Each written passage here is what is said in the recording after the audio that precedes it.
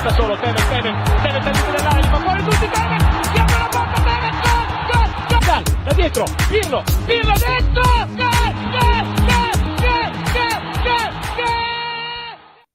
Ciao Juventini, welcome back to the All Juve cast, where of course it's all Juve all the time. It's myself, it's Anthony. We are here to cover the 1-0. Woo, that was tight. Victory against Lecce. Fagioli breaking through for Juve. Alla Del Piero as well. A fantastic goal. Let's take it easy. Fantastic. Well, all he forgot was the tongue out, but everything else, That was later Del Piero, not the young one. That was a later one. But no, it was awesome stuff. Needed the result, got it. Great goal for Fagioli, and great for him to make an impact. Everybody's been talking about Fagioli and playing time, so it was good. We're going to get to all of that. We are going to tackle the news before we get into highlights and everything like that. Get you guys all in the loop real quick. We'll say what's up to everybody in the live. Mr. Bob Yogasal, as always. Ciao all. And hey, Max, winning is not defeat. Duh. Yes. It is not. It is not. He's right. Jeremiah, hi guys. Besides the Saul's performance, what impressed me most about Fagioli was his mental strength. Snubbed since day one and forgotten. Must have been stressful, but took his opportunity perfectly. Bravo. And then we got everyone coming else. Ciao, hardcore Juve fans. Ciao, Miko. Raven. Fagioli only played 45 minutes because Weston had the flu. Next game, he will be benched again. Oh, we were going to get to that in Max's words. But we'll bring in the third team member, Lex, coming in hot. Good morning. Right, ready to go, ready to tackle everything that is Juve. I'm just going to remind everybody who is tuning in on your audio outlets, get over to YouTube if you haven't already. Hey, the road to 3K is there. We're less than 40 subs away from 3K. So share the channel. Let's keep growing the AJC army and giving it everything we got. Okay. We're going to look for 4K by season's end. Okay. So that's the target, 4K by season's end. Everybody who's on the watch along with me yesterday as well. Massive thanks. Those are always a good time. Okay. And I know that a lot of people are actually substituting me for Fubo. Commentating now, which is highly recommended. There you go. There you go. On. Oh, the intercos, but it's a great jacket. It's a great jacket. Those old school the Kappas. You can't. I'm wearing a blue shirt. Do I gotta leave? Do I have to leave, Dels? Dels keeping everybody in check. He gets a little emotional. Keeping us on our toes. I like that. Like that. And I think there was something we had to give away today or something. It might come to me, but I think there's something we're giving away. Right. Yeah, I don't know. If it's that jersey, that's my jersey. I better have won that thing because I already called it. I said that one was mine. No one else gets it. Yeah, I don't know. There's a lot of people. I retweeted and commented. There's a lot of DMs. Just give me that jersey. But yeah, it doesn't work like that. So good luck to everybody. I hope everybody did what they were supposed to do, which was drop a comment in the match day live video. That was very, very key. Do that. So yeah, but hopefully the winner tunes in and claims it, because if it's not claimed, maybe we'll roll it in. But without further ado, let's get to some of the news, everybody. So Illing Jr. Son of a... Welcome to Juventus and getting minutes because you're out for 20 days now. And that's just the way she goes sometimes. I mean, it's at the point where I think all you can really do is laugh. Unfortunately, it's like, what do you do? The guy starts to get minutes, starts to show some promise, and maybe Max also turning down New Leaf, which we will get to, but nonetheless, 20 days out for Illing Jr. Sule was just cramping, so no actual concerns with Sule. Everything okay on that end. Vlahovic, everybody's talking about Vlahovic. Do not expect him for the PSG match, and I think it's honestly in our best interest. Have him for Inter, okay? We need him for the Inter match. So that's the latest on that front. Something that came out of the match yesterday, which was kind of bizarre. Ant and I were going over it. Ant, you can hit us up with this piece of news that was kind of like weird to us, but we'll get into this. Well, I'd like to start off with that these are grown men doing this. Are we talking about the banner? Yeah. Grown men. So I'm sure people saw it out there. I'm just going to read it out. That way I don't butcher this thing. So grown men that are Juventus fans wrote a banner after the game that said, so I guess there was some issues with how the team celebrated after the goal. So, there's a banner against Gatti and Pinsoglio who stopped Fagioli at the end of the game to go and celebrate with the fans. We'll get to that. And it said, translated to Gatti, from you, we did not expect it. Pinsoglio, we knew this about you. Yeah. It's Lex, did you see that? I saw it pop up on my page this morning. I didn't get a chance to read it though, but I did see there was a banner. Let's just start with the goal celebration. How about we start there? this was actually post-match. It was when the match ended that Fagioli was going to the visiting sector to greet the fans, and Pinsoglio actually was one of two players that stopped him, and I think Gatti was the other, because they were given direction from the club to no longer put themselves in the scenarios that we saw after Monza. Okay, and a couple other games when we were during that stretch and we were not getting results. So for better or for worse, Juve decided, hey, don't put our players in that situation anymore. The team has been doing their huddle thing after the retiro. They do that win or loss. They've been doing it before the game and after the game. Yesterday, Fagioli wanted to go to greet the visiting sector. He was pulled back by Gatti and Pinsoglio. Then you see this banner here. And the weird thing for me, the one thing I can't get over is this isn't the first match that they've not gone to greet the fans. Like, they haven't been doing it for probably 4 matches now. At least so 4. Why now all of a sudden it's this thing? Like, that's the part I can't really gather. But how does this whole banner thing make you feel, Lex? Like, how do you feel about it? Wow, yeah, this was the first time, like I said, I was hearing about it since this morning, and I actually wasn't even aware of, I didn't even realize that Pinsoglio and Gatti had stopped him. Maybe I was just caught up in watching his celebration, his joy and everything, but I noticed that when I was on my Twitter feed this morning too. I saw people point out that they had stopped him. I don't know, I think that I agree with you, Al. It feels like a little bit out of place considering it's something that they've done in previous matches. It's not like a first-time thing. I don't know. I think it's maybe Fagioli got caught up in the moment, maybe forgot that was what they were supposed to do, which was not go towards the fans right now. But yeah, just definitely an interesting situation all along. I mean, I think whenever they put out a banner like that, it's always they're trying to put out some sort of statement. So probably just points back to elevated tension between them and the club right now. Yeah. It's so weird. The banner kind of sums up what my answer is. You can't make anybody happy. The team wasn't playing well. You go over there and they just hurl in. You have to stand there while they hurl insults at you. There was 2 games. It was Monza and there was another one, whichever the 2 were. Yeah. And they're just hurling insults at you. You got to stand there like a bunch of, idiots. And then you do the retreat, and then you come up with this idea just to do the huddle before. That's fine. Whatever the players want to do. I wouldn't go stand there either. And now that they win 3 in a row, again, we'll put the competition aside who they're beating, but still 3 wins in a row. And the plan is to not go greet either home fans or away fans. So you can't make anybody happy. So as a team, they have to be united. It's unfortunate for Fagioli because that's his first goal, right? You'd want to go celebrate with the fans, but it's just not in the cards right now. It's weird. It's just it's one of those things where it feels like it's always something. It's always something right now, and even when the chips are down and the results, you're out of Champions League, and then you add into the mix the financial thing with the books getting checked and the investigation, and then now it's you get a victory.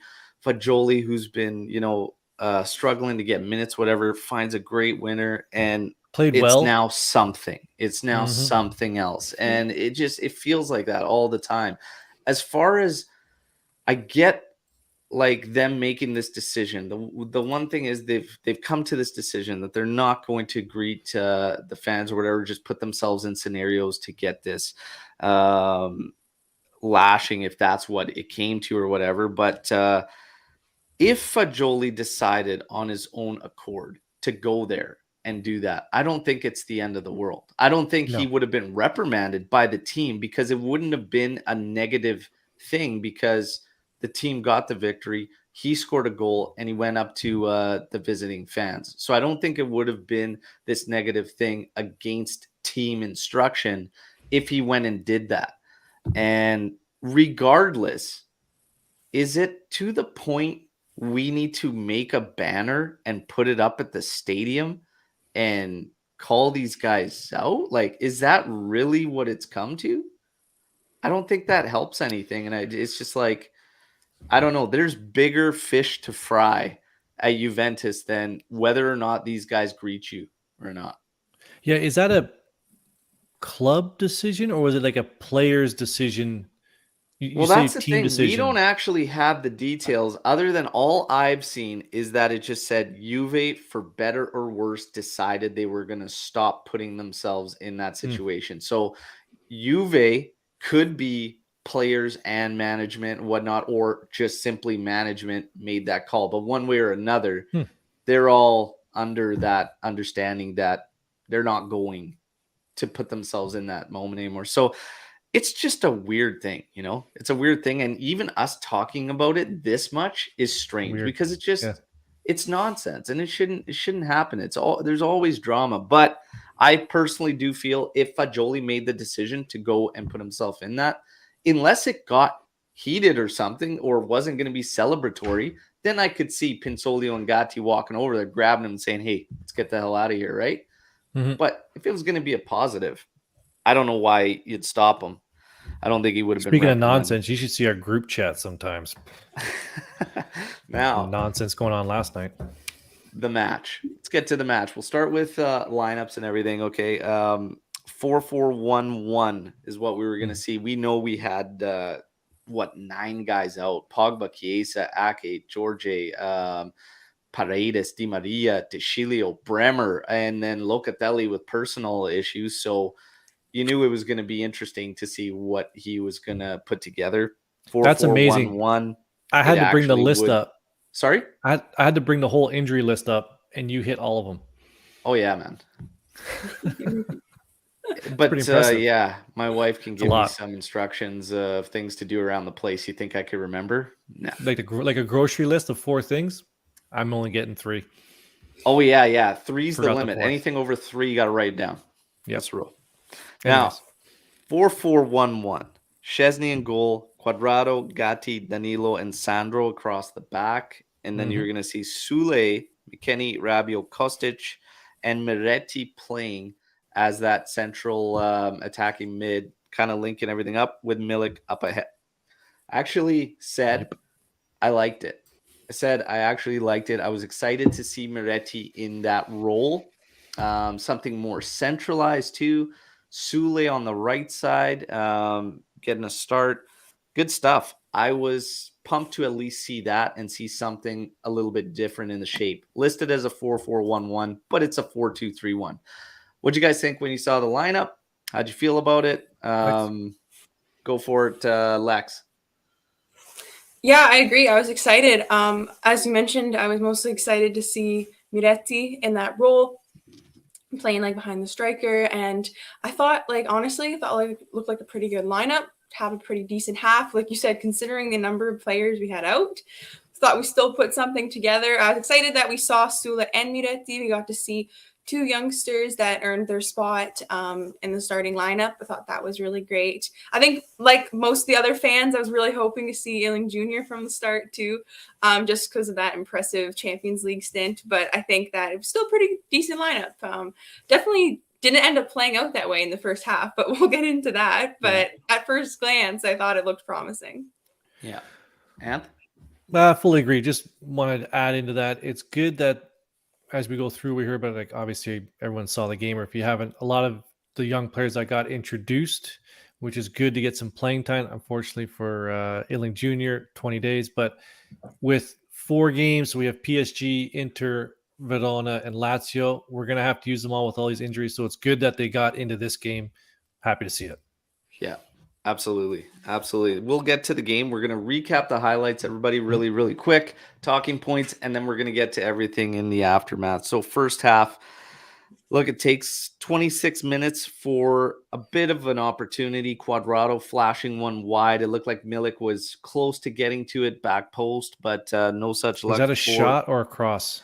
I think he played it off like it was a cross, but I think he was having a hit and it just Yeah. went wrong for a quad 100%. there. It's Kind of 100% shot. how his season's 100%. gone there. But yeah, takes that shot. It's always curling away. And then Milik almost gets to it and he's like, oh, yeah. Yeah, My it was bad. for you. Yeah. No, that was for you. So no. Yeah. Okay, But quad. something you kind of glossed over there because you already went to the 26th minute. Should be noted if you haven't seen the game. We already had 3 yellow cards by that point. Yeah, so we That were was a going to problem. get to the cards for sure because the first half was that's what pissed me off is 4? how like undisciplined. So out of all those yellow cards, we got 4 in the first half, okay? One of them was legit and Maybe. the other were pretty bad. Like you no need to do it, but we'll get into that. Mhm. 31st minute, 5 minutes later, Rabiot takes a stab from 30 yards out, ends up being a worm burner right to the keeper. Come on, 42 minutes. You got a corner from Kostic headed by Rabiot, forces a save, but easily parried away by Falcone. You hit halftime. Oh, man. So halftime, I'm just a little frustrated on the watch along again because of the 4 yellow cards. And I just knew because Miretti, this has happened. And I said that in the watch along. This has happened to Miretti, and his was probably the worst. Completely unnecessary. That challenge he made late, getting that early yellow. It was 12 minutes into the game, Miretti's, and it was in the opponent's half. Mhm. It just, you can't do that. And then for him to get upset when he ends up getting subbed out, you put yourself in that scenario, Moretti. It's not, I don't think it was performance related. It was the fact we've got guys on yellows and we need to make some changes. You're going to be sacrificed earlier than you like if you're on a yellow. McKennie ended up getting subbed before him, but we ended up finding out because he wasn't feeling well and he's battling with the flu. So Fagioli ends up coming in at halftime. The one thing about Moretti's yellow was I think he was trying to slide beside the player, and when you kind of cross when you cross your legs underneath, his under leg caught his ankle, which is still a tackle from behind. I was more concerned if his raised leg caught the player's calf because that would have been a red card with a high boot like that. But just let me finish my statement before you jump on me. I trust Quadrado and Sandro with a yellow more than I trust Moretti with a yellow. Because they know how to, you know what I mean? You can trust older players who are already riding a yellow to have more sense not to get that second one. Moretti's just going to, I would have more fear with it. And that's probably most likely why he was subbed off. Now, there's a Couldn't couple take a red in card here in the chat. Jeremiah saying he should have gotten a red for that challenge. No, Mark not agreeing even with him. close. Moretti should have seen red. Do you two think he should have seen red? No. If there's more force, I think maybe, but I don't think he went. It looked like he tried to pull out of the tackle while he was sliding into him. He didn't catch him with his raised foot. He caught him with his low foot. Yeah, I thought it wasn't quite aggressive enough for a red, and the fact that you usually get benefit of the doubt on first challenge. It was 12 minutes in, so I wasn't definitely feeling it wasn't a red. I was a bit worried though. There's a long pause. What about the tack? I think they were checking that raised foot. That's why, Lex. But what about the tack on Illing Jr.? Is that a red? Yeah, like I thought so. That was worse to me because he put weight. The ankles aren't supposed to bend that way. Yeah, I didn't, and I honestly wouldn't have called red on that one either. I think neither would I. Yeah. So it's one of those things I wouldn't have called either one red, to be honest. Stupid but yellow. Halftime, I think we're all under the same thing with this Juve is creation and find those goals. For me, again, McKennie was trying, like, this is one thing that I think was very much highlighted in this match. And it's not so much who the players are, it's how you use them. And that's what highlighted and stood out to me in this match when you see Fagioli enter the game at halftime. McKennie is trying to splash the ball all over the place in the first half, and you're just that what that simply was? not that player.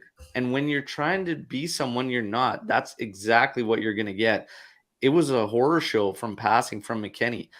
McKennie and Quadrado on the right side is bringing me flashbacks of Sandro and Rabiot on the left of last season. And it's like, we got to shut it down and find answers. And if the young guys are the answers until some other players get involved, then you got to figure it out, because it just can't happen. It's bad to watch. But McKennie in the first half as a double pivot, he can play the double pivot role. He just can't be the distributor in a double pivot role. Okay. So Rabiot, Fagioli should have been in that game looking back, probably from the get-go. And I think we actually probably win it sooner, to be honest. But he should have been in there sooner. Rabiot and McKennie rotate on one. If we're going to move in a double pivot earlier, put them on one side to rotate. Fagioli on the other, Locatelli on the other side. Miretti can rotate with Pogba once Pogba returns in that attacking mid role. It's about finding roles and how you use the players, not who the players are, because a lot of what we've been seeing is just, here's your lineup, here you go, these are your spots, go out and make it happen. It doesn't, Good the luck, game everybody. doesn't work like that. It doesn't work like that. And I think that stood out to me the most. What do you have to add to that? Do you agree? Do you disagree? Max? Yeah, no, I 100% agree. I think that's what we see a lot of. And I think that asking players to do things that they aren't their best at. I think like we put our players a lot of times in that type of position. And what you pointed out with McKennie, right? Like we have him out on the right wing occasionally. Now we have him playing this creative role in the double pivot, and it's just not that type of player. And so then you're not going to see the best and get the best out of your players when you're putting in them in those positions. And I thought when Fagioli entered the game, like you mentioned, we saw that change almost immediately. As soon as he stepped on the field, he played that ball, he chipped in over top to Quadrado. And I saw someone mention, too bad it was Quadrado on the other end of that pass inside the box, because it was a really nice, it was a really beautiful pass. But I thought that kind of just exemplified it right there, that as soon as he stepped on, he made that instant impact and really changed the game for us in that regard. Yeah. I mean, you just see it happen immediately once Fagioli comes in there, doing things that these guys aren't capable. And go ahead. This is where I was going to go. So we got to remember, it's Lecce, all right? They stink. So we could afford to make some mistakes, and our lineup was based on players that we had. Okay, Rabiot and McKennie weren't in ideal positions. I hear you. You could have started for Fagioli from the beginning. This is the comment here that I neither agreed or disagreed, but if this is what, I'm pretty sure this is what Allegri said. If Fagioli was out of position and he does that against Inter or Lazio, we're going to get burned for it, because Lecce just isn't good enough to expose our errors, but those other two teams that we play this month will. So I agree that maybe Fagioli shouldn't have stayed back, because he played better like up front ahead, but if he's out there just wheeling and dealing on his own, it's not going to work. But here's my thing. Why is Fagioli the one being asked to stay back if he's the one that could provide the offense and the creativity? I agree with that. Again, it's what you're asking your players to do. It's how you use them. Just bring defensive cover, play with Rabiot or someone, right? Yeah, like it's a matter of using your guys properly. I can't. And in the end, he's the one that ends up scoring the goal. And all your other guys you're banking on offense, it's way too predictable. And Kostic has become a one-step, I'm going to cross it in, hit it in, and we're just going to pray that it latches onto somebody. And I think he's capable of a bit more too, I would hope. But it's just, I don't know. Were there moments where Fagioli was that grossly out of position, though? And how much of it was game related? Because again, Lecce from the outset was to clamp down and just stop us from scoring and try to hit us on a run. So was he necessarily that far out and not playing? At some point, you have to look at what the opponent's doing. And yeah, if they're going to do that, you're not going to just send 3 guys up and break through 7, 8 players. It's going to be too hard. You have to send that extra wave, and you have to kill them with pressure and keep putting opportunities and asking questions of their defense. I agree with that. I agree that Max was playing players out of position. But if Fagioli pulls that crap against Lazio, we're gonna pay for it. So either put him in the right position, Max, put him in the right position, or don't even put him out there.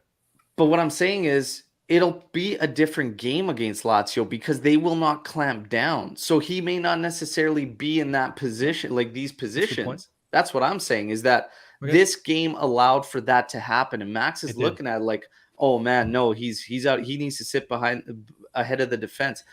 Dude, they're parking it, Max. Like, get your midfielders in there, and the guys that are creative, put them in and around the area. Like, get them involved to try and find that breakthrough. That's all I'm saying. Speaking of the defense, again, another game where Sandro wasn't an issue.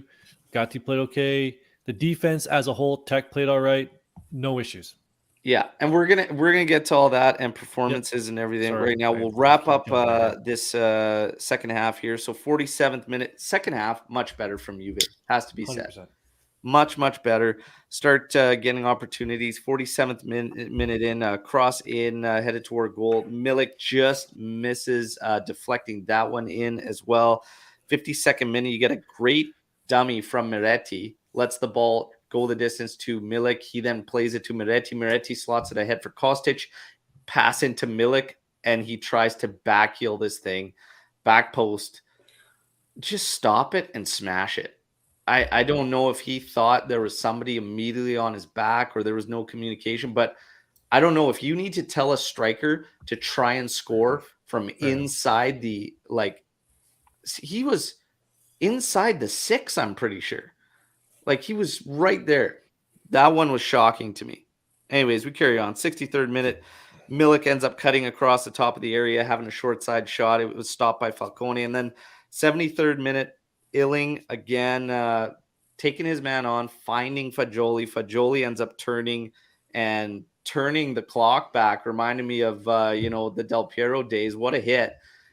It felt like that ball was in the air for like 5 minutes. I'm just watching this. I'm like, is that curling in? Is that curling in? Because the TV angle made it look like it was just straight, like it didn't even curl at all. And I'm like, oh my God.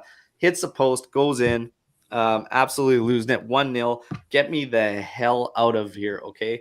But it doesn't end without a scare from Lecce as Hjulman in the 88th minute smashes one off the post. And again, everybody wants to talk about certain circumstances, which we will get into, which is Max bringing in a third center back in Bonucci when Sule started suffering from cramps, saying he invited pressure and everything. But look, the way they got that opportunity from Hjulman, it's a set piece, and it fell back to one of the cleanup guys, and he had a stab at it. There's not a whole lot as far as errors or anything from the team in that particular situation.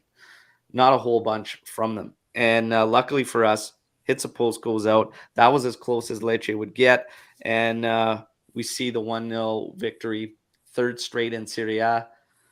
What I've been saying for a month and a half, one game at a time. Take it for what it is. Let's talk about the positives and let's keep moving on. But let's get your reviews on the match, Ant and Lex, and then we'll talk a bit about performances, who your individual man of the match was. Everybody in the live chat, get your man of the match in. And also, if you haven't already, like the video. What are you waiting for?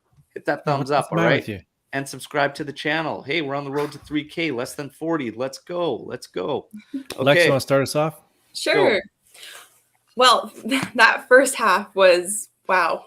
I was sitting there at halftime, like 45 minutes went by and I don't know what I just watched. Like, genuinely. Well, you do. You do, but it was like 4 yellow cards, maybe near the end we started getting maybe a couple more shots on target for solid like 30 minutes. It was just 4 yellow cards and that was it. A lot of just nothingness in the game and to the game, and it was just sitting there at half like, how are we going to get out of this? Like, I don't know. Like, is this going to be another one of those games where we just tie 0-0, we concede in the 60th minute or something?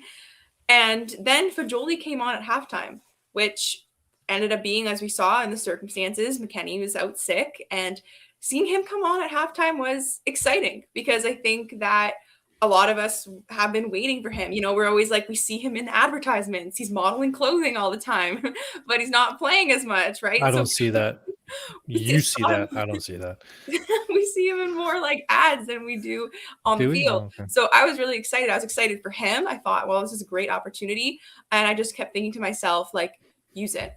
Use this opportunity. Like, this is a blessing for you. It's right here. And he ended up doing just that. As soon as he stepped on the field, I mentioned it before, he pinged that ball over top to Quadrado. And it was just like, I'm excited to see it. And then when Ailing Jr. came on, did the beautiful take on his man, took him on and sent it back to Fagioli, and he scored that goal. Like, it was just brilliant. Like, what can you do other than just say, take a bow, kid? Like, what a dream goal for your club. And it was just, wow, first goal for him, and just a dream come true for Fagioli. So I think that was truly a moment of brilliance and a moment of happiness amidst a game that was kind of lackluster beyond that moment. But I thought that, hey, take the positives away from it. I think a lot of the fans were super happy about that. So don't let the whole banner and celebration situation take away from that, right? It's just a kid who scored his first goal, kissed the badge. He was in tears. Like, that's the type of spirit and the heart that we want to see from our players. And so I thought that it's really been the game of the youngsters the last 2 games here. So I think good for them, good for Fagioli. And that was my main takeaway. For sure. I'm laughing at this comment here for man of the match. Okay, that's gold. Anthony, your review on the game and then man of the match. Oh, Lex, man of the match for Jolie. Fagioli, yeah, not easy to do that. yeah. And yeah, Fagioli could have been crying because he knows he's going to be sitting on the bench for the next 14 matches. So let's not forget that. So yeah, the first half for me again was disconnected. When you have 4 yellow cards, that means that you're playing without the ball against a team that stinks. Like, you're chasing, you're making mistakes, mental mistakes, right? Like, those 4 yellows, normally a team like Lecce is going to have 3 or 4 yellows by halftime because they're chasing, they're making errors, they're tired. No excuses for that. Like, we really dodged a bullet there because that game should have had a red card in it. The way it was going, and I never wish for a red card, but that's just how those games go. You take a stupid red, you're 0-0, you end the game with a draw, or Lecce scores a late one to lose, right? So that was one thing that really frustrated me, and I try not to get frustrated when I watch this team, but it's not very easy these days. But again, better second half. The kids came in, they all played well. Defense was fine. I had no issues with the game. It started to pick up when we started putting pressure on them. I loved it. Just keep the pressure on. We weren't generating too many chances. I was super pissed when Keane missed that sitter header. You missed that in your summary. Like, he's got to finish that. Yeah, you get one chance a game. At least put it on net. It's at least got to go on target. At least on target. Force a save or something. Yeah. And I see Mark here saying with Tech and Padin again. Tech wasn't really challenged. Like, didn't really matter who was back there. We could have put Luca back there. Wouldn't have really mattered. But all in all, great, solid performance away. Well, Luca's a little too jittery to be a goalie. So it's 3 points. Needed 3 points. Got 3 points. Move on to the next one. We got a tough one midweek and three big league matches. We're talking about the match. We're talking about the difference of first half to second half too, which stood out so much. And at the end of the first half, it was 65% possession for Juventus. Okay. Lecce didn't even have an attempt in the first half. Okay. No attempts. Juve had 6, 2 of them being on target. And 2 of them being inside the area as far as attempts. In the second half, Juve ended up with 62% possession, 7 attempts, 3 on target, 5 of them being inside the area for attempts and whatnot. So put a little bit more at them. Lecce got 5 total attempts to finish the game off. Those were in the second half, and a lot of them came late when we were trying to just seal the deal. Like, Lecce honestly did nothing. They are a team that will be battling relegation, and we needed that to squeak in from Fagioli to get it done. So there's still work to be done, but we're going to get into man of the match performances. Lex has gone with Fagioli and Yeah, did someone really, I guess Fagioli stood out. No one really stood out for me this match. Rabiot was okay. Medetti was okay. He had a better, after that yellow, he seemed to settle down. Milik, I thought Milik was doing a lot of work up top. I thought Milik was junk yesterday. He didn't. I thought he played a solid match. I probably would have gone for him other than Fagioli. I had 3 guys in the mix. If you were going to give it out, obviously Fagioli because he made an impact and ultimately found that goal. I thought Danilo and Gatti did a good job as far as maintaining moments for us to keep putting pressure. Our gameplay doesn't allow that, but they clean things up rather quickly to allow us to get possession back quickly and then just keep them under. The fact that we couldn't keep them under or take advantage of that more often has to do more with a broader spectrum of style and system and everything. But I thought those guys did everything they were asked to quite nicely. But Fagioli ultimately gets it. You come in at halftime, make a big difference in how we play, and found a goal. He gets it. Now, youngsters, the talk's going to be all about the young guys now and getting them in the mix. We also know that Chiesa is like day to day, basically, as far as when he's going to start getting minutes again. Pogba is not far off. Are fans getting their hopes up on the young guys for them to just end up taking the back seat? What would you like to personally see happen now that they've kind of shown that they can help the cause? How do you want Juve to basically see this one out moving forward? See, it's November. Like, see it out the rest of the season? Yeah, like, what do you want to see? What do you think's going to happen? Can Max ultimately, like, change everyone's perception of him with the young guys and whatnot? Is this just happening because we had 9 guys out? You know what I mean? Like, is that the only reason we're seeing it? Is Max going to get to a point where he's going to use them in roles and they can see more minutes? Or is it just back to the bottom of the totem pole and probably see a couple guys out in January? Lex, I got to think about this one. Ultimately, I think that if he wants to save his job, he's going to have to use them. I think that that's also the direction that it seems that the club wants to move in. They want to use these next gen players. They want to show that their project has been successful and that it's working. And so I think that part of that has come down to the whole having this project and this idea and wanting to implement youth and saying this is going to be our identity, this and that, and then hiring of Max, and then having a coach that's notorious for not wanting to trust or play youth and youngsters. And so it brought in that kind of divide where we have like the management and the coach kind of not being on the same page again, which we talked about. That was kind of the issue a lot of times, is not having a clear project or identity.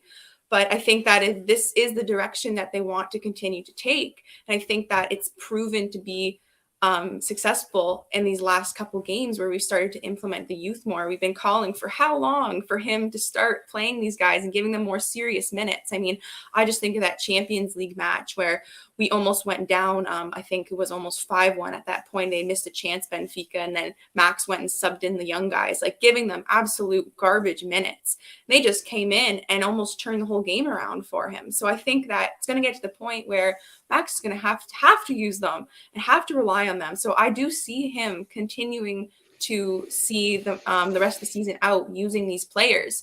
And I think that it also goes to show that I think our squad has that depth. It's always been there that we've been looking for. I know, how we talk a lot about sometimes not having squad depth, always all these injuries, and just feeling like we don't have that team for us. And I think that a lot of those questions were answered seeing how our youth have played. I think that we have that squad depth that we've been looking for. I think it's just a matter of using these players correctly. Like, they're there, Mm-hmm. Yeah. That's kind of what I thought was really stood out to me these last few games. Yeah, having the faith to go to them and at least give them the opportunities to offer that something you're looking for. And Okay, here's the problem. Here's the issue. And you and I say this every show. You got to take it one game at a time, right? And that's sort of where I'm thinking. I don't know if Max survives the World Cup.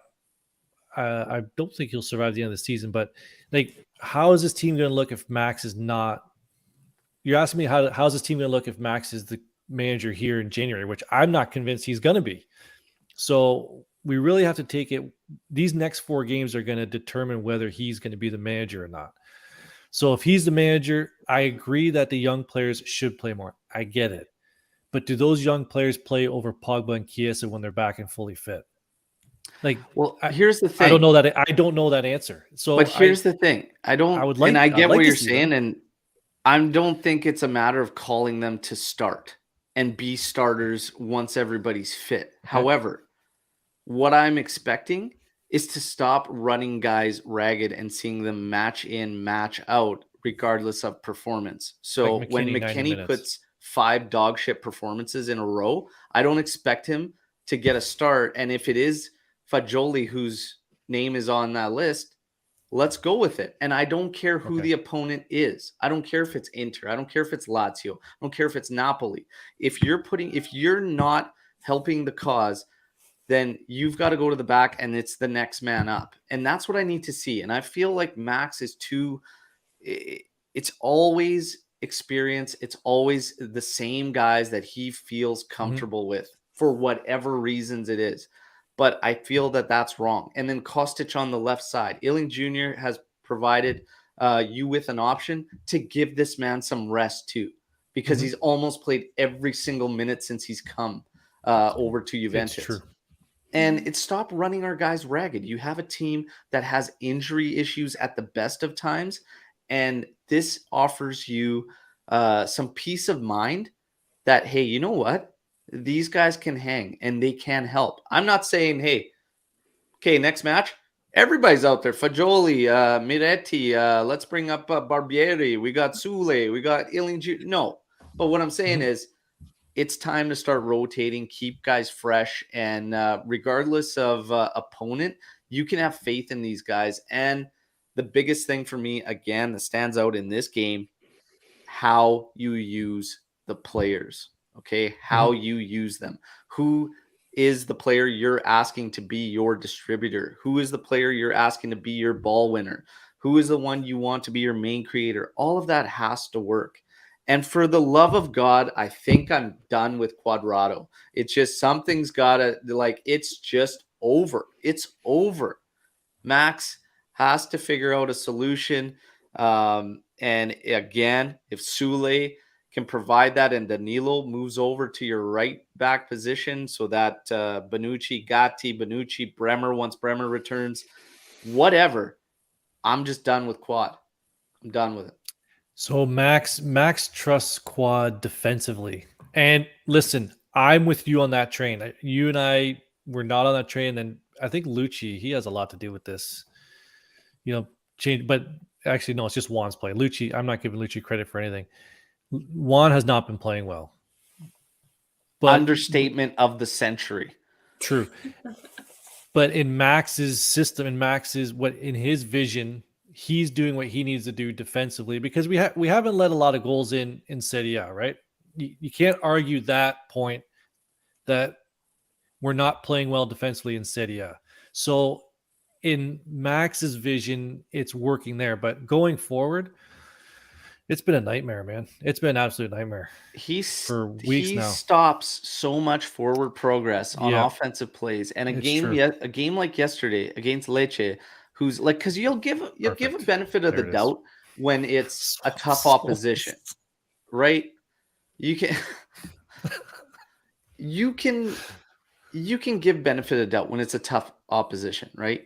But when it's Lecce and they're parked back there and you have the opportunities to quickly go and then you stop, it's like his brain lags like a Sony PlayStation, and all of a sudden it's just like, and then, we're going to try something here. It's like, what's going on? It's like I'm literally playing a game and it's lagging, is watching Cuadrado in the offensive phase. It's frustrating. But I think out of this, Max has to have faith and use these guys.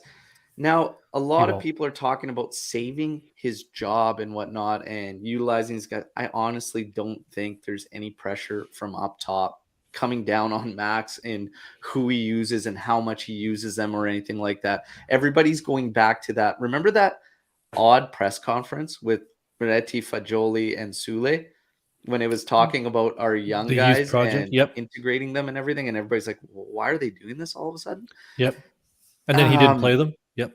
It's so is there a pressure? People are associating that with a pressure on Max to play these kids. I think honestly, the only pressure coming down on Max has nothing to do with who he plays. It's all about results. That's 100%. The only pressure that's coming down on Max, everybody. Yep. So if you think, doing this is going to ultimately save his job or anything like that, I personally, does he have a job to save? I'm even asking that question. Like, I think they might already kind of be at a point where they might be having major doubts. Now, yesterday, Aldrace on the Match Day Live was in here on the chat, and he said he would stick it out with Max and that it is, in fact, the players, and that he would not, because our players have won jack, were his words, and Max has won a lot of trophies. Let's get into this. Does Max have a job to save? Can Max turn the tide if, say, we finish top 4 comfortably and we all of a sudden are integrating young players? Can he save his job? Do you think there's a job there to save? Okay. I'll ask. I can kind of tweak it a little bit and see what Lex thinks. Does Max, you almost have to put it in chunks, right? Does Max survive the World Cup? And if not, what results, or if he does survive the World Cup, what results in these next 4 games turn the tides either way? Is it 2 wins, 2 losses? Is it, forget the PSG game. Just forget. So we have 9 points available in Serie A. If he gets 3 points out of those 9, is he done? Is it 6? Like, what is it? I cannot see any results that would almost get rid of him for the World Cup. Maybe there is. I think that if it was based on a particular result, I think we would have already seen him gone by now, because there's already been disastrous matches and results and getting knocked out of the group stage. Like, there's already been these situations. So I don't know if it'll be any particular one situation in these last matches before the World Cup that'll do it. I think if he is gone over the World Cup break, I think then it would just have been planned by them, just in general, just thought, let's get him to the World Cup break. We'll get rid of him. We'll take that time. We'll put an interim manager in. I think maybe that would be the situation, but I don't know if there's anything that could happen, because I think we've already seen these disasters happen for our team this season. I'm not sure something could happen in these next few games that would change that. I think the Inter game and the Lazio game are going to be huge. Those are going to be big games for us. Inter game, rivalry, Lazio, top team right now. I think we need to win against a top side. It's been a long time.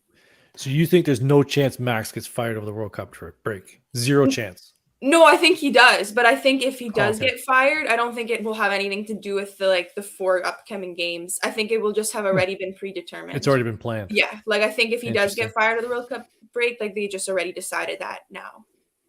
I don't see Max being gone at the World Cup break.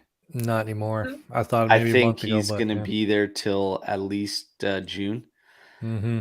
And this is a great comment from Dells, because it says, was 4th the objective coming into this season? That's the question. But we know that the excuse, what we've been fed, is that he hasn't had Di Maria, Pogba, Chiesa playing throughout whatever. For me, it doesn't really matter, because the guys we have are capable of more. I analyze a little bit further and look at how he's using the players, and we've had guys, whether they're 19 or they're 30, I don't care. If they have traits that you need in your lineups on that pitch, they need to be getting played. So I've always had that criticism of him.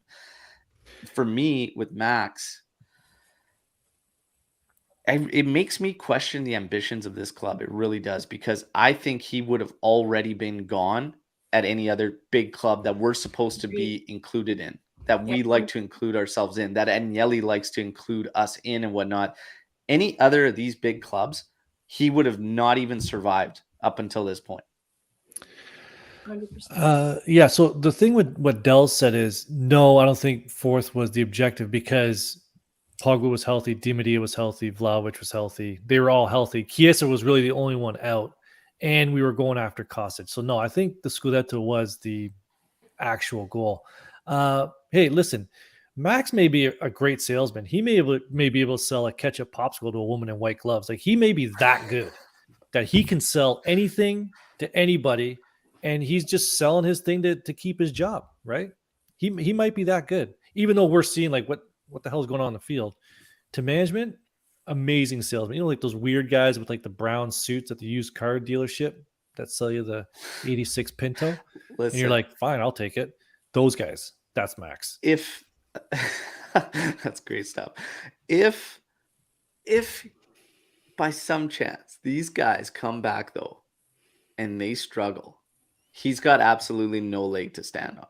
And that's his last saving grace. That's the last thing that he can have, because it's the one thing that he's been fighting the whole time, saying, look, any team is going to struggle missing these guys.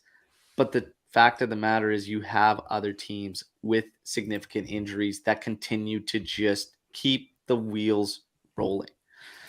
And then, like, I have trouble with the injury FC thing, because some of these guys have been like out for months, and they've been known to be out for months, and then some we haven't seen play or play together. So it's like, I feel like sometimes we're like banking on this fabricated, idealized starting 11 from the injury FC that, like, we have no idea what it looks like or what it's going to look like.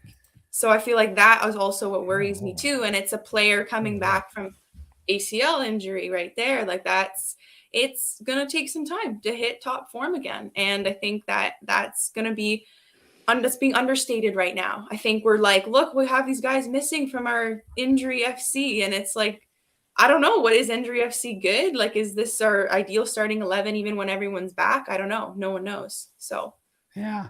And as far as Conte, like, we're talking managers, this just comes up all the time. We talked a bit about it on the Matchday Live yesterday, but you two weren't on the Matchday Live. So I just want to get your quick thoughts. If the option were there, are you in favor of a Conte return in the summer? Yes, no, and you can elaborate a little bit. No. I'm a hesitant no, because I think we need to think long term. I think Conte is good for like 2-3 years. Why can't we just get a young manager, someone who's going to ride this for 7-8 years, right? Why can't we think long term? like Klopp. Like everything else with this business is thinking long term. You know, with the fans and the logo and all this and the marketing, but having a stable manager is very, very important. Like, you look at Klopp, right? People say, "Oh, look at him now," but they gave him 7 years. I don't think we should give Max 7 years, but why don't we just get a nice long-term manager? Like, look, RB Comps, me and him, same boat. And if it's a young manager, if it's not an Italian manager, I don't care. Yeah, Conte, I think, would be good for short term, and I wouldn't oppose it. But my hope would be a long-term manager, someone young, different, with different ideas. Yeah, Lex. I've never been so divided. Like, so divided. There's so many like pros and cons. I'm like almost split like down the middle. Yeah. It's like, I mean, I put it out like, it's like he's the guy we need and we also do not need. Like, it's just he's both. Like, I think that there's one manager who's proven, who's, like you mentioned, Al, left clubs better than when he arrived, who's brought clubs out of crazy situations and had them performing, and he makes like average players overperform. Like, it's Conte. Like, that's the one guy that comes to mind when you think about that. And he got us out of this situation before. He's proven. So, I mean, like, you obviously want to lean towards that. I think then I also agree with Ant in the sense where maybe we just need to, rather than having Conte for short term and then looking for a long-term manager, maybe just go for the long-term manager and put that trust in that person. I think that's just hard because Juve's in this position where like we don't have a lot of gambles left to take. Like this next coach that we try and line up for our squad, this needs to be the right decision. Like we're kind of in a bit of a particular situation here. And I think Alex Juve there mentioned Gallardo, and I think that he would make most sense, like just in terms of managers and for what our team needs and proven having won. I think some of these other younger guys that names we throw around like De Zerbi and Dionisi, Tudor, some of these other guys, maybe not as proven. So that's why it's like, it's hard. It's definitely a difficult situation. Yeah. We look at Conte for me yesterday, like my thoughts were just, again, the PTSD of returns. And I can't help but feel like Juve continues to try to recreate the past. And one of the lines I always use, and in life as well, you're not going to move ahead if you keep looking at the past and you keep looking backwards. You're not going to get anywhere. So for them, I do prefer fresh ideas. I mean, and it's hard. It's hard because we all know the instant stimulus Conte provides to a club, to a team. The second he shows up, the demand that's increased on the players and everything like that. The fact that he can get players and a team to pull above their weight, right? Like he can have them swinging above their weight class. And that's the thing with Conte that is so goddamn attractive as far as a manager goes, because he can do that. He can bring you that. When you're talking about the Klopps, you're talking about the Peps, whatever, look at the money that they've been buried into those clubs and whatnot. But if you look at his rosters and whatnot, even if the money was there, they're not up on par with those guys. And he's swinging with those guys, right? So there's a lot there to be desired. However, as a whole, right now, and where I'm at, especially with Agnelli, and one of the reasons I've been harsh on Agnelli as of late is because he's been running things and he's made some decisions that I can't help but feel are ego-driven. And for me, once you start running your club, your business, everything in that manner, it's not good. It doesn't usually bode well or end well, whatnot. But it's kind of like the all Juve cast, eh, Lex? All this misdirection, has come from him. It's ultimately been his say. Let's get a clean slate. Let's get a sporting director in there, and then whoever we name as the manager. And I personally am intrigued by Gallardo and Dionisi. If you look at Dionisi's history too, the buildups are there. And that's kind of somebody we should be looking for. Number one, look at the players he's always had to do those buildups. Dionisi doesn't care, right? And young guys, no problem. Tudor would be an interesting one, but for me, like Dionisi and Gallardo, the question mark is Europe. And would Juve ever make that with a guy that hasn't been in Europe? Would Juve move away from Italians? What it's going to be interesting, but Dionisi intrigues me, to be honest. And I would like a sporting director and a coach to come in, fresh, clear mind, and work together and just be given a decent amount of time to make something happen. Because I think we have a lot of young talent and they could put something together good if we get the right balance, right? You hit two good points there. One, sporting director. Need one of those. So I know they've been looking for one, so they need to fill that role. The second one is you need to give them time. Now, is Agnelli interested in giving an unproven manager time at the biggest club in Italy? I don't care, because he needs to just go run the business side in the back. So I don't care. But that's neither here nor there, because he's ultimately going to have a hand in that they've been decision. looking at a sporting director since last summer. Not this past one, the one before. Like, it's gonna happen, and I'm shocked they haven't pulled the trigger yet. Okay, but there's a sporting director coming very soon to Juventus. You can bank on that, and it's shocking to me it hasn't happened already, to be honest. I don't think Agnelli is going to risk a brand new, like a younger, newer manager. That's what I'd like to see, but I could see him going back to Conte before taking that risk. and not riding the wave. Of a sporting director? What? I like no, going back to the manager conversation of him like hiring like a newer, like younger manager, maybe isn't as proven. You and I talked about this before.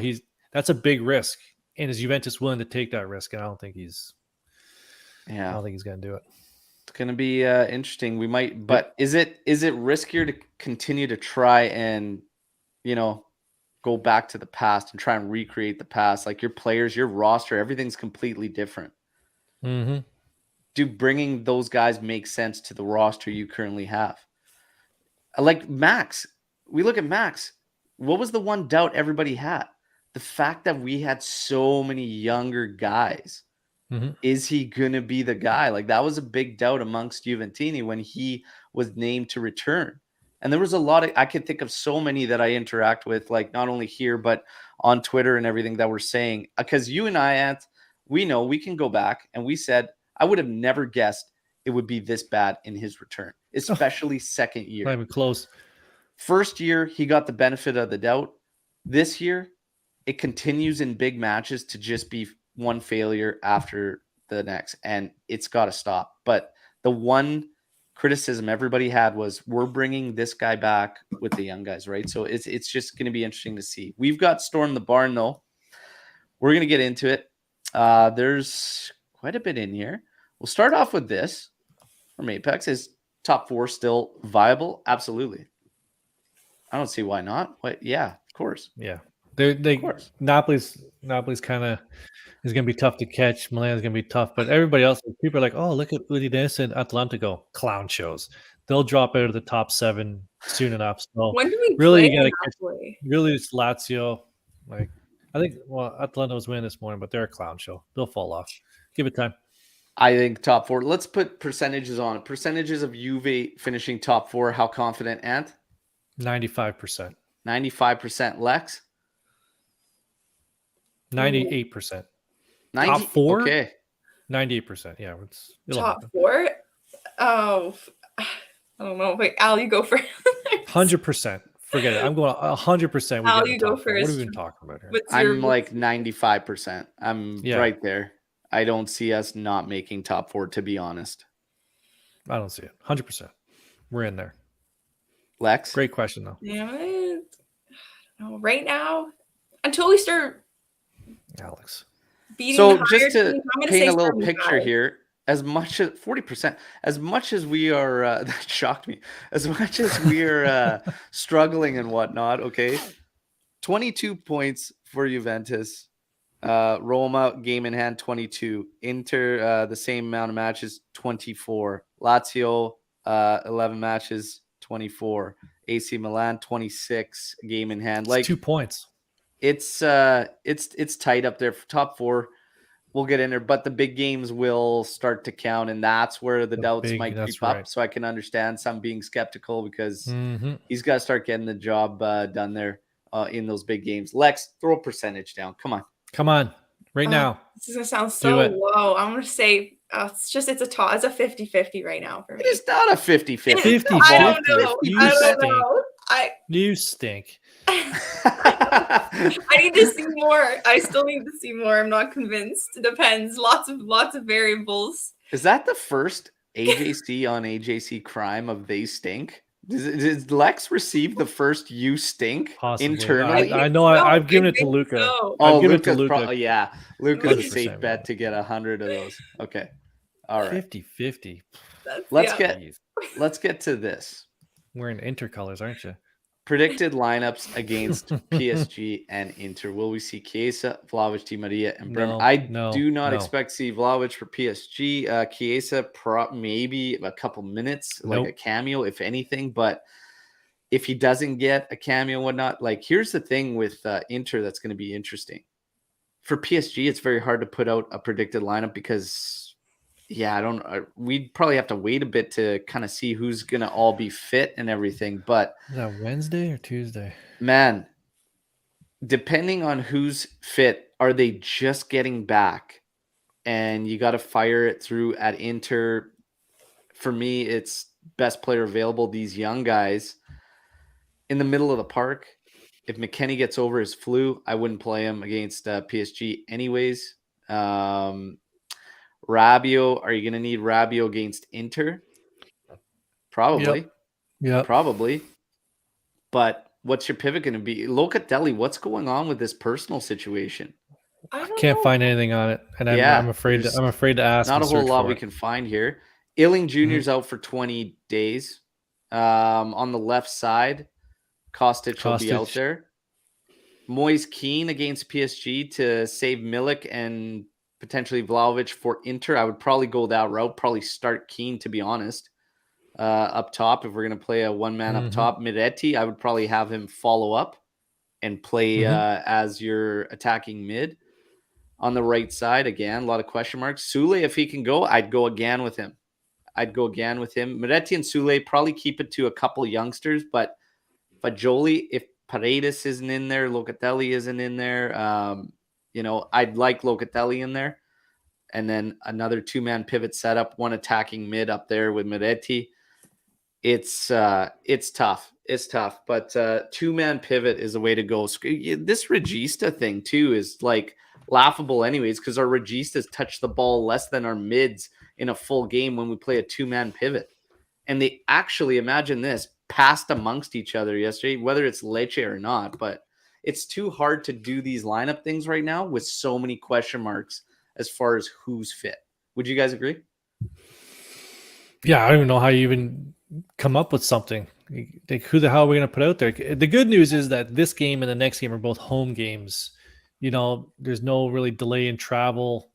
You can get guys into the medical facility pretty quick before and after games. So that's a positive, right? If you need any sort of treatment, because it's going to come fast and furious here in November, because I think November 13th is our last game. So that's 2 weeks, basically. Yeah. We got to put 4 games in there. So yeah, it's going to be no idea. But rest assured, I'm Mac's leaning have a lineup that towards pisses all off. moving with this two-man pivot and one attacking mid. It's not going to happen. This Regista thing is like pain to watch all these guys be put in this position and continually fall flat on their face. And it's like, just get a two-man pivot, keep these guys back, and it gives you a little more stability defensively too. And just, I don't know. I'm done with this whole Regista thing and these guys having no vertical passes to even make whatnot. And Miretti essentially, let's talk about Miretti yesterday. Because there was a lot of frustrations in his game, a lot of people ragging on Miretti and whatnot. How did you two feel about Miretti's game as a whole yesterday? I thought it was all right. That early yellow, I think, kind of derailed how he wanted to play. That's going to derail how any player wants to play. But I didn't think. I saw some people on Twitter dumping on him. Now, the one thing, if he wants to listen to criticism from a guy like me with no knees, is when he's got to get that ball out of his feet a little bit quicker to take shots on net. He had a couple good chances, both of them were blocked, but he didn't get the ball out of his feet quick enough. See, for John Fagioli's goal, see how quickly he turned and got it one step out of his feet and hit it. Miretti doesn't hit the ball that quick. If he can do that, if he can improve on that, lights out. Yeah, and that play where he cut in and then laid it to Kostic, who gave it to Milik, I thought he was going to curl that ball. I thought he was going to take that hit that Fagioli ended up taking, like 12 minutes later. I was yelling for it when he made the cut. He did everything right leading up to that, have that hit. What he did still should have ended up in a goal, but obviously he didn't. But Miretti's game overall, I thought was okay. Second half, he was huge. He's 3 years younger than Fagioli, right? Like 3, something like that. 3 years. Yeah, like Fagioli's older.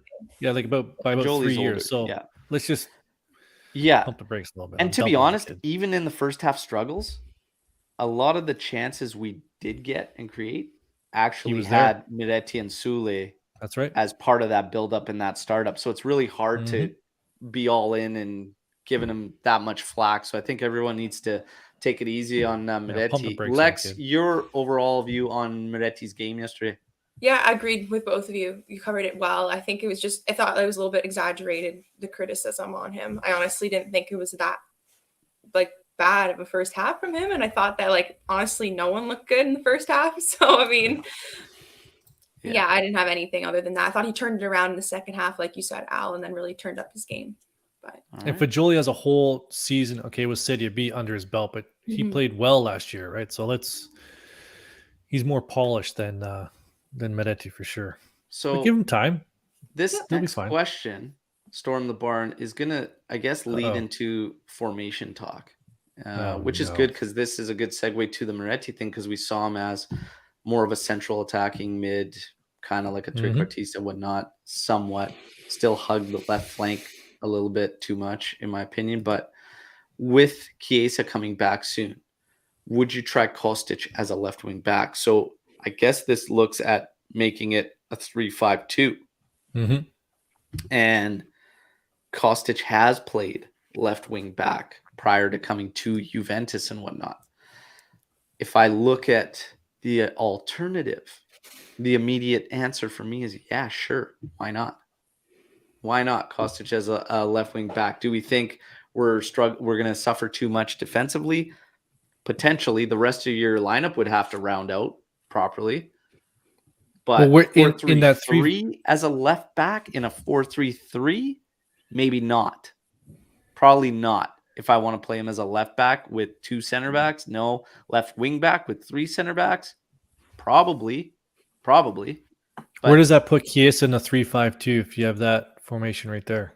well, what we're hearing is it probably wouldn't affect anything anyways because Kostic has been playing the left wing back in our 3-5-2s anyways, and Chiesa's tipped to play as a second striker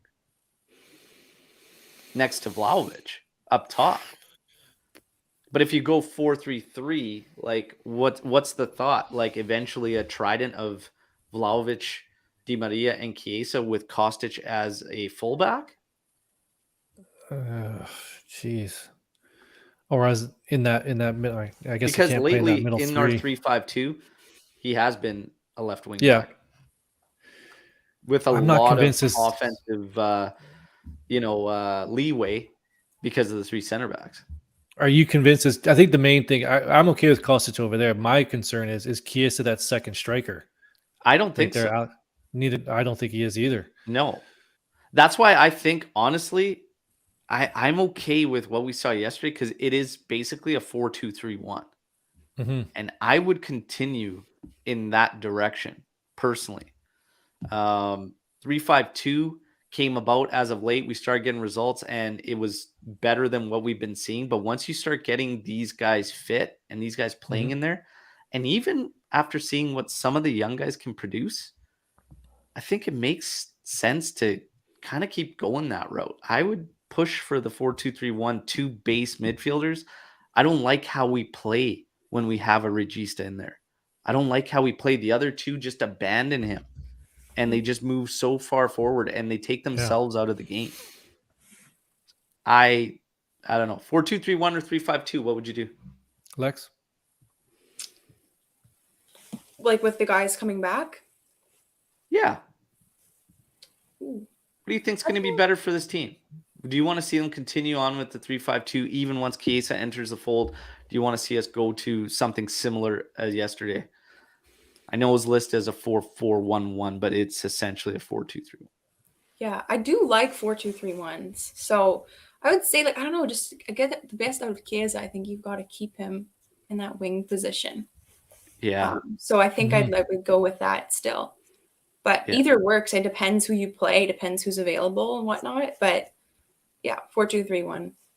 2-3-1. Yeah, he's got to be engaged in those 1v1s and quick ball movement. Find him in those 1v1s and let Chiesa kind of take players on. As a second striker, I'm not getting too hyped up on that. I mean, he probably would get rotational freedom from right side to left side and be able to drift off whatnot. But I don't know.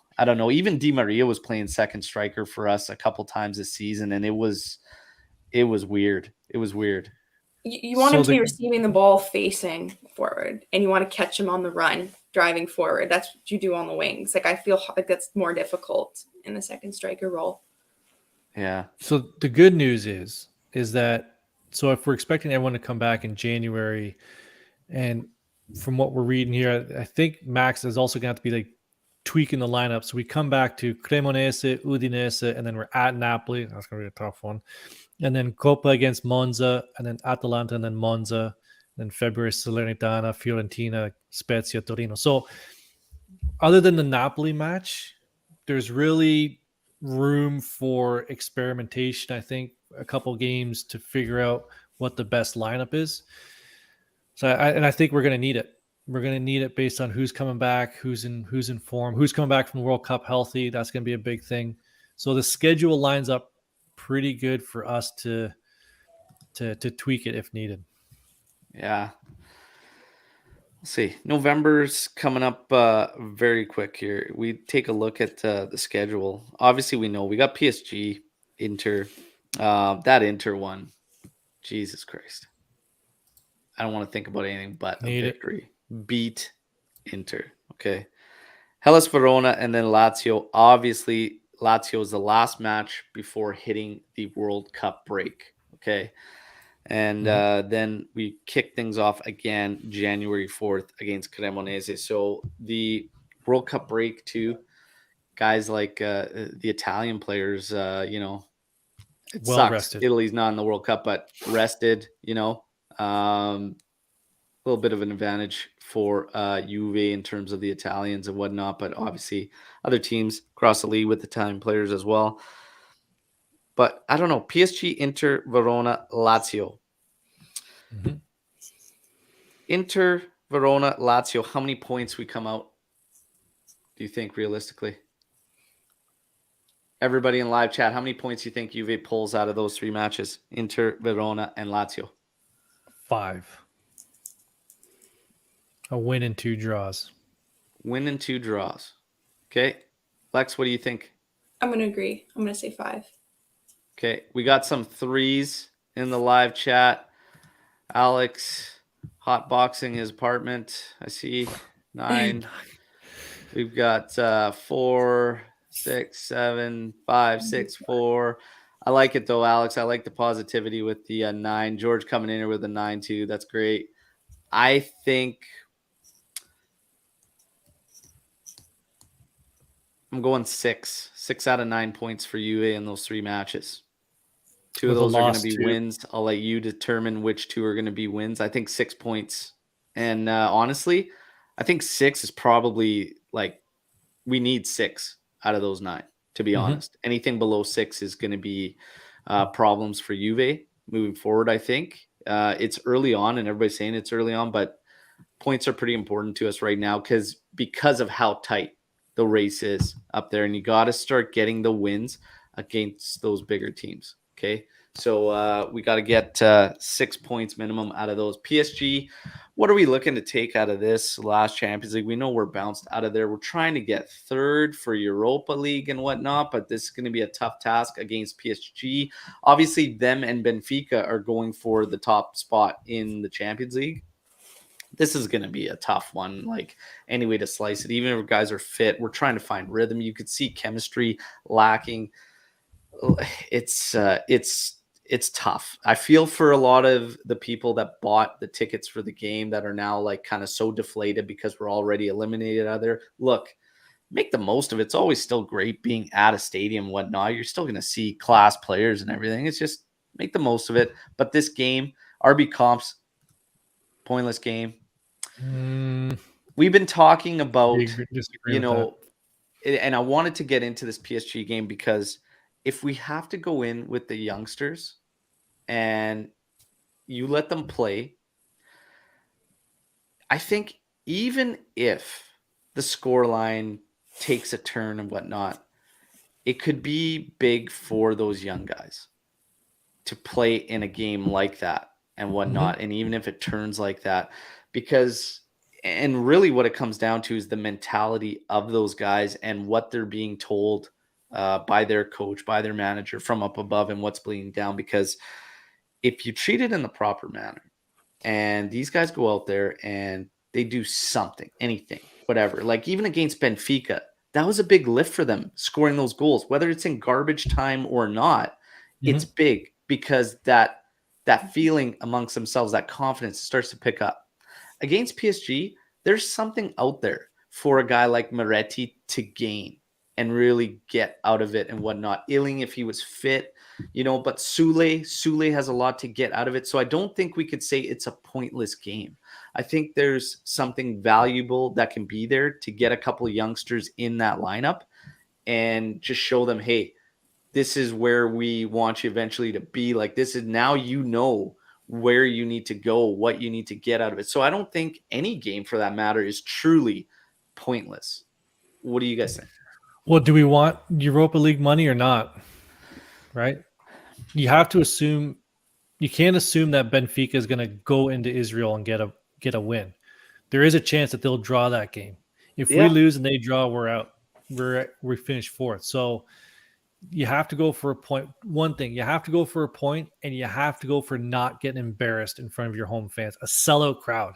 So that's going to be a big motivator too, right? So at least fight for a point. I don't care who you play. I don't care who's out there. Yeah.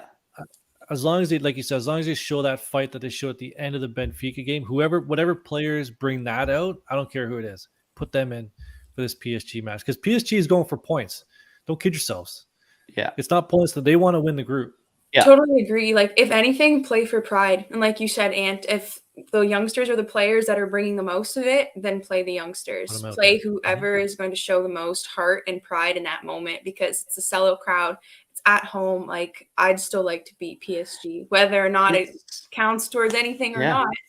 Like, be that team that stopped them from getting top in the group. Like, be that team, be that upset team, whatever. Like, it's something, this little things to go for. But I think there's a lot for the younger guys to gain too. If we're not going to have those guys available and whatnot, there's a lot at stake for them too. Big amount of experience to come out of even one game like that. The fact it's at home. Yeah, I don't like to think any game is pointless, to be honest. And this one, there's some pride on the line and everything. Let's go out. This is another one interesting to be brought up, because we have been talking about it since the elimination after a loss to Benfica, and that's, would this team benefit from just solely being able to focus domestically? Coppa Italia. We know we have Monza January 19th. God damn it, don't lose twice. Do not lose to Monza again. But twice we've got Monza, in Coppa Italia. Would this team benefit from just being able to just shift focus on that, based on the injuries, based on everything going on? Would that benefit them? I still think even in Europa, again, when you start looking at these young guys, and if our game plan is to truly develop and do all that, there's a lot that they can gain in terms of experience, even in the Europa League. So, but guess what?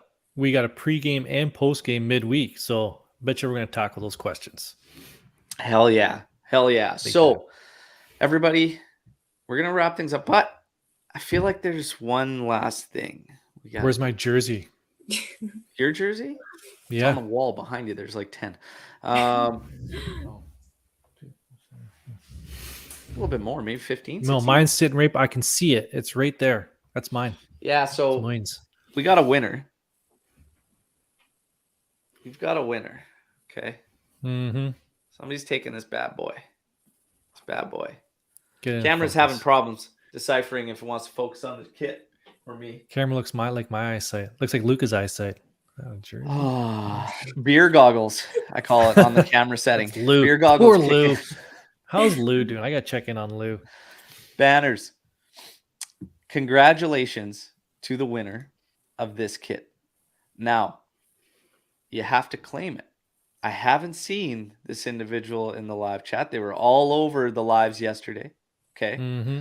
But here it is. Congratulations to, this is the YouTube handle, The King Isa. Okay.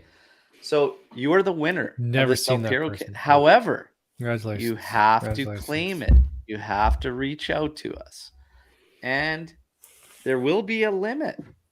If we hit the next match day live and it hasn't been claimed,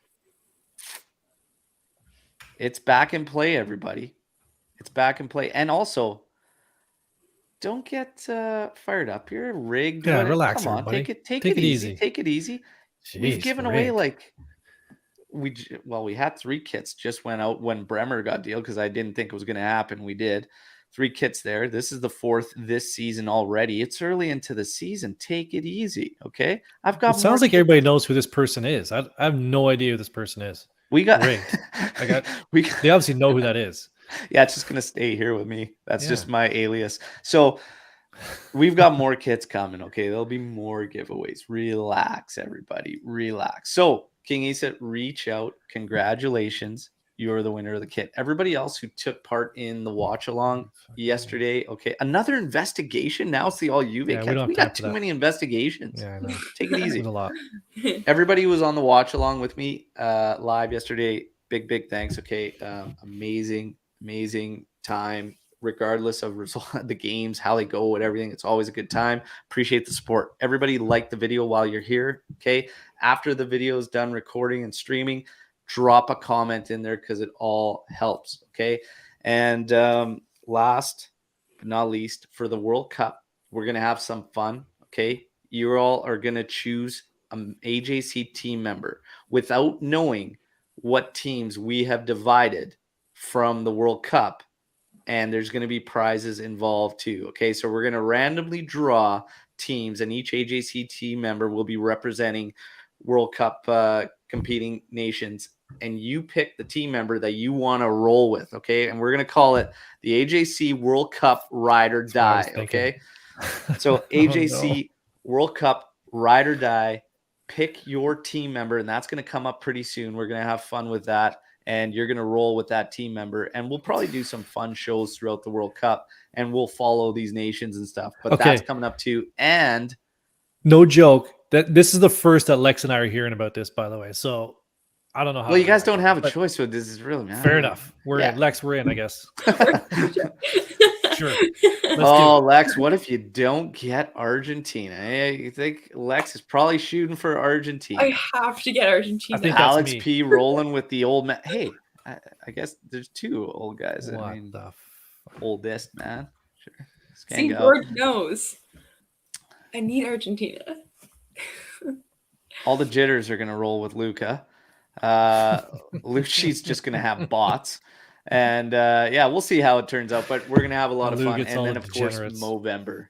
I apologize in advance for the mustache, but Movember is going to happen. We're going to try and raise funds for obviously men's health and awareness. Okay, so there will be donations that we're hoping to get out of that, as we have a goal and target we want to try and reach. So all that's coming up. Everybody, enjoy the rest of your weekends.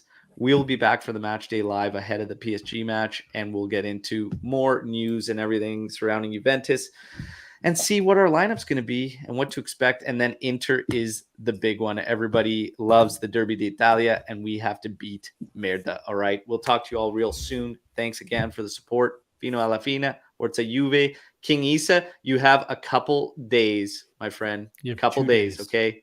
Everybody, take care. Ciao.